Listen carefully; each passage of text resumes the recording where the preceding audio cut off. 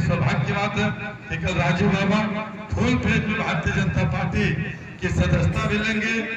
मोदी जी और योगी जी की नीतियों से प्रभावित होकर ये लंबे समय से बात चल रही थी, विधानसभा चुनाव में ही अपना वचन देने के लिए आ रहे थे। कुछ वो हो गया जिसके चलते हर चीज का समय और संजोग है, वो समय नहीं मिल पाया जो 2022 में नहीं हुआ और 2024 में आज आपसे वचन देने के लिए निश्चित रूप से ये उजियार का जो उपाध्याय परिवार लंबे समय से कांग्रेस परिवार से जुड़ा रहा, लेकिन जो इस मंदिर आंदोलन के जो असली ध्वजवाहक रहे माननीय अशोक सिंघल जी, यहाँ पे कई बार माननीय स्वर्गीय विनय उपाध्याय जी आज हम सबके बीच में नहीं रहे, जो साईं बाबा के आश्रम से लेके और हर धार्मिक कार्यों में उनका स्नेह आशीर्वाद मिलता था और मुझे भी एक अपने छोटे भाई की तरह मानते थे, हम लोगों को भी उनका सानिध्य मिलता था। तो माननीय अशोक सिंघल जी के साथ उनके बहुत मधुर संबंध थे और इस उपाध्याय भवन में कई बार माननीय अशोक सिंघल जी ने यहाँ पे विश्राम किया है और आज उन्हीं की लड़ाई है कि आज परिणत के रूप में दिख रही है कि वहाँ मर्यादा पुरुषोत्तम भगवान राम का भव्य मंदिर बन रहा है। तो अब यह परिवार भी कल से पूर्ण रूप में भारतीय जनता पार्टी के साथ आएगा।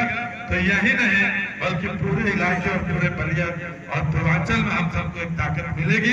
तो पुनः एक बार राजू बाबा को कल के आज पूर्व संध्या पे ही मैं अपने तरफ से अपनी पार्टी की तरफ से हार्दिक स्वागत अभिनंदन करना चाहता हूँ आप सभी लोगों। एक क्वेश्चन ये है कि 18 तारीख को जो आपने आमंत्रण पत्र जारी किया है गंगा भवन पे, आप किन किन मतलब क्या कार्यक्रम रखा गया है?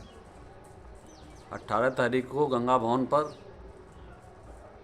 सांसद जी ने कहा, जिलाध्यक्ष जी ने कहा, जोनल अध्यक्ष जी ने कहा, हमारे प्रभारी दयाशंकर मिश्रा ने कहा कि आप पूर्वांचल के ब्राह्मण परिवार के शिरोमणि हैं और हम लोग चाहते हैं, ये नहीं चाहेंगे कि आप जो है जिला कांग्रेस कमेटी में या प्रदेश में जाएं। हम लोग चाहते हैं कि सम्मानपूर्वक आपको ज्वाइन कराएं। कल 18 तारीख को हमारे बलिया के प्रभारी दयाशंकर मिश्रा जी, जिला अध्यक्ष जी और क्षेत्रीय अध्यक्ष गोरखपुर के और हमारे माननीय सांसद जी और नीरज शेखर जी और दयाशंकर सिंह जी और तमाम जितने पूर्व मंत्री हैं सब यहाँ रहेंगे और हमारे अपने लोग रहेंगे। उसी बीच में सदस्यता ग्रहण करूँगा। आगे जो पार्टी का निर्देश होगा, ये नहीं है कि मैं किसी लालच से आया हूँ। कांग्रेस में भी मैं रहा, कभी हमने चुनाव के लिए टिकट नहीं मांगा, खुद कांग्रेस हमको ले आके घर पर पहुँचाती थी टिकट। और इसमें भी मैं किसी लालच से नहीं आया हूँ कि जो है बीजेपी का सत्ता है तो मुझे कुछ मिल जाएगा। मैं इस लालच से नहीं आया हूँ, अपने सिद्धांतों से नहीं हटूँगा। आगे जैसा पार्टी का निर्देश होगा तो उससे पीछे भी नहीं हटूँगा। धन्यवाद। तो कैंसर हो गया था और उसके बाद स्वर्गीय चंद्रशेखर जी के मृत्यु के बाद सोनिया जी ने, क्योंकि मैं उसमें जिला अध्यक्ष था, तो उन्होंने निर्देश दिया चुनाव लड़ने के लिए। मैं चुनाव लड़ा, लेकिन संपैथी वोट नीरज जी को मिला, नीरज शेखर जी को, उनके लड़के को, और हरिशंकर तिवारी जी के लड़के चुनाव लड़ रहे थे, विनय जी, उनके खिलाफ कोई लड़ने को तैयार नहीं था। मुझे चुनाव लड़ा गया, मैंने इस्तीफ़ा दे दिया क्योंकि रिजल्ट अच्छा नहीं आया। संपत्ति वोट नीरज जी को गया। उसके बाद विजय सिंह जो प्रभारी थे उस समय के, पूर्व मुख्यमंत्री, उन्होंने मुझे प्रदेश में सेक्रेटरी बनाया। फिर निर्मल खत्री में मैं जनरल सेक्रेटरी रहा। मैं ऐसा नहीं कर रहा हूँ कि कांग्रेस ने नहीं दिया। तीसरी पीढ़ी हमारे बाबा पंडित गोरखनाथ उपाध्याय आजीवन पीसीसी रहे, पिताजी एआईसीसी रहे।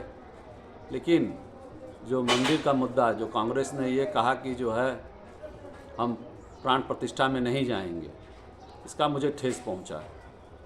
कई लोगों ने मुझे फ़ोन किया, गांव के लोगों ने हमारे पास आए, उन्होंने हमसे आग्रह किया कि आप बताएं जौन बाटे। हमने कहा इतना दिन से कहता नहीं जाए कि आप आई कौन दूसर पार्टी में, तो हमने कहा कि मैं सिद्धांत को छोड़ के हटूँगा नहीं।